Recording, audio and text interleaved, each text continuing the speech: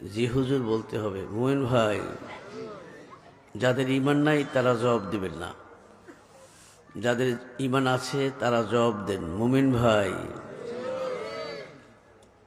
ঈমানটা যারা একটু জাগ্রত করতে চাই তাদের আওয়াজটা একটু বড় শুনতে চাই। মুমিন ভাই,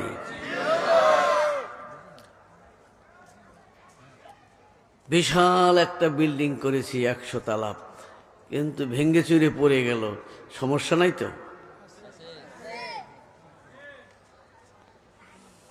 মোহন ভাই, মোহন ভাই, ঈমানটা পেলাম কিন্তু ঈমানটা হারিয়ে গেলাম, কোনো লাভ নাই, কোনো লাভ নাই। এজন্য সব সময়ের জন্য থাকবে সাধনা। ঈমানটা যেন আমার জাগ্রত থাকে, ঈমানটা যেন সতেজ থাকে, ঈমানটা যেন সবল থাকে, ঈমান লইয়া যেন কবরে যাইতে পারি।